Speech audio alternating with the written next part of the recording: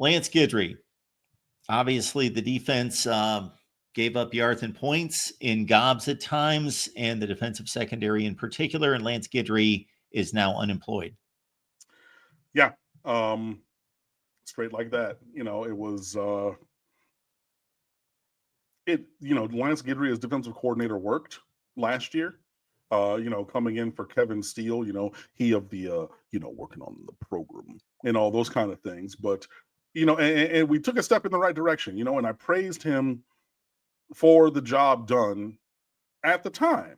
He, especially if you think back to that Clemson overtime win, called two crucial timeouts before defensive plays, one in the fourth quarter and one on the game-winning play, where Cade Klubnik. It's really interesting to hear revisionist history now, because I heard so many people say, "Oh, well, yeah, I know that they lost to Miami in 2023, but if he would have just given it to the running back, he would have scored easily." I disagree. I think that Cade Klubnik wanted to play hero ball, and that's why he kept it on that play. I don't think it was a walk-in touchdown. He just I think that's a little. Go back and watch that film again. That's all I'm going to say about that.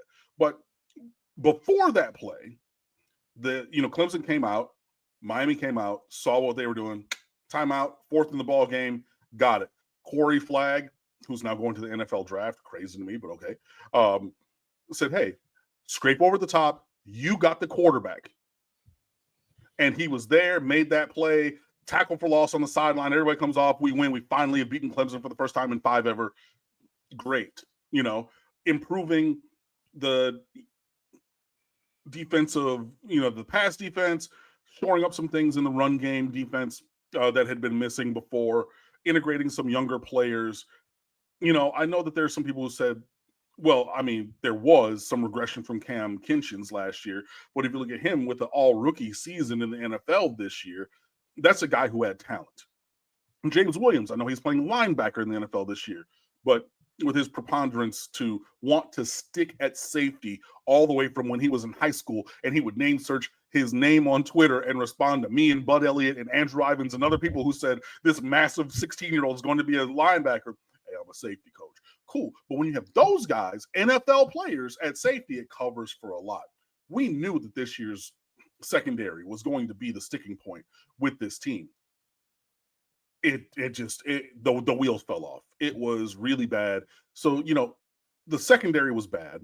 You get out leveraged. You don't communicate multiple times. You're giving up just yards and points to everybody.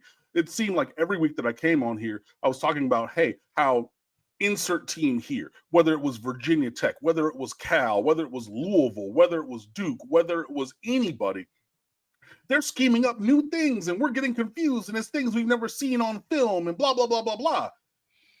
It can be that once or twice. That cannot be your standard mode of operations, my man. I'm sorry. Like every single week? Nah. And even though I think he did need to go, the one game that I'm going to remove some of the blame from him, which I said on here afterwards, is the Georgia Tech game. Because I know that Georgia Tech was able to keep the chains moving, right? But you get a stop late, you have the ball with a chance to go down the field and win the game. Where did we see that? Virginia Tech, Cal, Louisville. We saw that script. We give up points, we give up yards, but we get it locked down, and we give the offense the ball, and they go and do the thing. The difference at Georgia Tech, we didn't do the thing. Cam didn't take the check down, and he tried to hold it and wait for Jacoby George to come open, which he did. But, dude, you got good pass rushers, including a Romello Height, who was committed to Miami, committed to USC, committed to Miami. Auburn is in there. Yep. And then, but I've named 4 major Power 5 programs, Power 4, whatever, elite programs that this player was either committed to or played at. You're not going to pass block him for 7 seconds. I'm sorry. When he knows you got to go 88 yards. So in terms of Lance Guidry's performance, that's the one where there is still culpability, but not as much as I would say other people. Other people just say, "Oh, Guidry completely cost Miami that game." I disagree. In the Georgia Tech game, the difference was money downs. Miami went like 3 of 19 on 3rd and 4th down, or 4 out of 19 on 3rd and 4th down, where Georgia Tech went like 60% on money downs. That's your difference. Now you can talk about why or where, but I'm just saying in that one game, I'm taking Guidry's level of culpability from a 10 to a 7.5. But these other games, bro, and like, I don't know if anybody paid attention, but like we were up 21-0 at Syracuse. And, you know, it's unfortunate that they lost that game, but like you give up big play after big play after big play. And on Syracuse's first drive, there was like a holding or an ineligible man downfield that negated a touchdown. So it was almost 7-0 or 7-7, you know what I mean? And then, okay, it was 21-0. So like, it wasn't like we were just dog walking them, but still the scoreboard said 21-0. But in the end, he just had to go.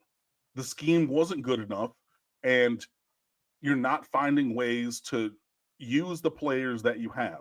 I saw Jaden Harris, who I thought was a decently talented guy coming out of high school. He is now departed, and he's going to Georgia, which good luck on. But, I mean, you're getting a very good athlete. I don't know that you're getting a very good player, but you're getting a very good athlete. Hey, shout out to Georgia. You know what I'm talking about? But, like, go ahead. Yeah, but he just had to go. And I don't root for guys, you know, people to lose their jobs or anything like that. You know, like it wasn't working, and you burn one of the best offensive seasons ever in Miami Hurricanes history, arguably one of the greatest offensive seasons in the history of this storied national championship program. And you don't even make it to the ACC championship game. You don't even get to the playoffs. And I know like Tennessee did it 10-2, and you know, you could have said, oh, well, I'm not even making, but regardless of any, you know, voting shenanigans, dude, that's a fireable offense. I wrote it before the season. I said it needs to be 11-1 ACC championship game and keep going. You lose games, you fall short of that, and then, you know, honestly, without the heroics of Cam Ward, probably an 8-4, 7-5 kind of a team, if we're being perfectly honest. So, yeah, unfortunately, Lance Guidry did have to lose his job. I'm not expecting a hire at defensive coordinator anytime soon. We know that Mario Cristobal is very, very meticulous in his interviewing process with prospective staff members.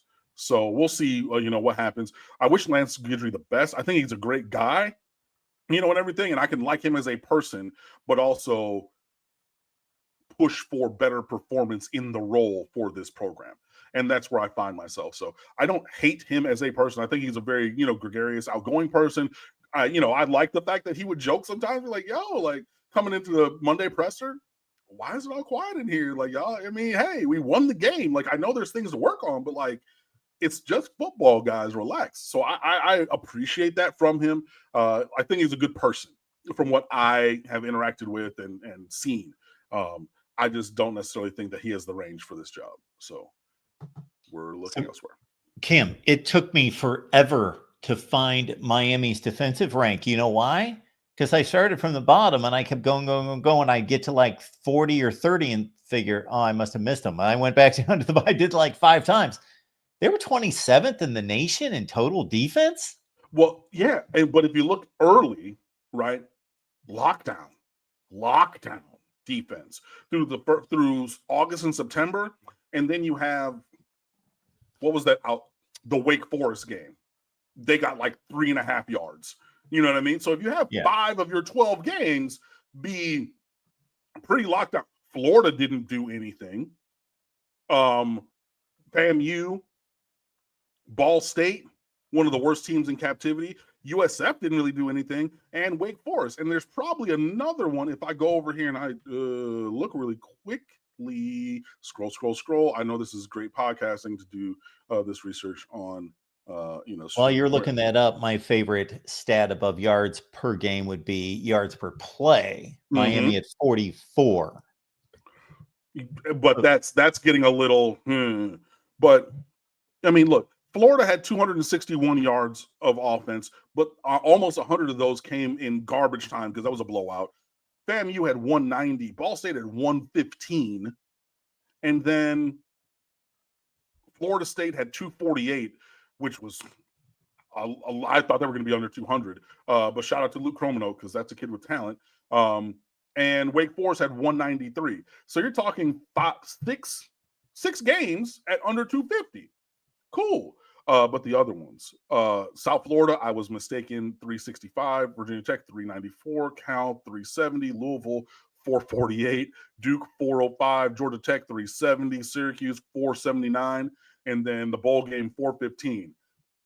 It was feast and famine a little bit. And I think, when Miami was good, that drove down or up, however you want to look at it. It made the ranking better than I think it really was, especially because, like, who cares what you do against, teams of no consequence when you're getting run through around and over by, good teams. Once it hits September, October, and November, that's when things matter.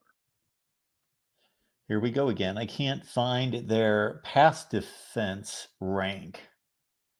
This is total yards per game. No, scroll up. It was in the 90s, I want to say. Okay. I thought I saw it. Nope, go this further. is total yards, pass defense. The heck are they? They're 57. 57. That's total yards. I'm not a big proponent of that. Right. Pass efficiency defense. Let's give that a whirl here. Rating. 34th. That's Notre Dame's number one. Nope. That's 57. 214. Wait, giving up 214 a game. If we're talking about rating, excuse me, I got to redo that and then scroll here. 50. 124.69. Gave up 22 touchdowns and had 14 interceptions. I mean, but like Florida's defense wasn't really great, but like that's the team at 49, UAB at 51, right? Like that's not really that good. What are the teams at the top? What are their TD to pick ratios? Notre Dame 12-18. Texas 8 to 21 picks. BYU 13 to 22 picks.